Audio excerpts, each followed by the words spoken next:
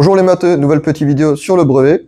Donc je garde ce 6, tu l'avais vu sur la vidéo précédente. Aujourd'hui on va résoudre un exercice de type brevet justement sur la géométrie. Tu peux voir le sujet sur le site de la PMEP, Maths Brevet sur internet, tu trouves tous les sujets des anciens brevets des différentes régions du monde.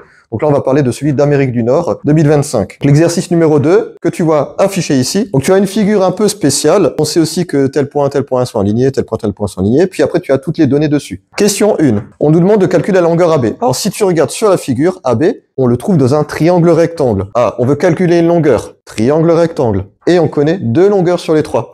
Bam, deux longueurs, donc on utilise le théorème de Pythagore. Avec ce schéma, ça coule de source. Donc pour la première question, tu utilises le théorème de Pythagore. Tu rédiges comme tu l'as vu en classe.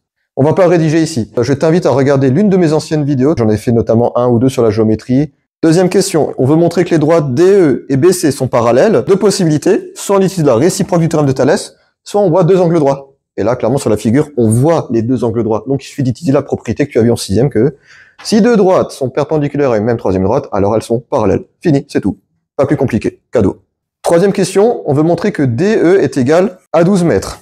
Donc là, on a le triangle DEM. Le triangle, il est rectangle. Problème, c'est qu'on ne connaît aucune des trois longueurs. Donc là, on ne peut même pas utiliser ni la trigo, ni le théorème de Pythagore. Bloqué. Par contre, on veut calculer une longueur. Donc si on a des droites parallèles, on peut utiliser le théorème de Thalès. Or, d'après la question 2, on vient de démontrer que les droites étaient parallèles. Donc, à partir de la question 2, comme tu as montré que les droites étaient parallèles, tu peux donc utiliser le théorème de Thalès pour cette troisième question. Quatrième question, on veut montrer que la longueur EM est environ égale à 24,2 mètres. On est dans un triangle rectangle, on est de nouveau dans cette configuration, et là, on va plutôt utiliser ça. Cette fois, on a, d'après la question précédente, une longueur qu'on connaît, et on a un angle aigu de 60 degrés. Donc, trigo.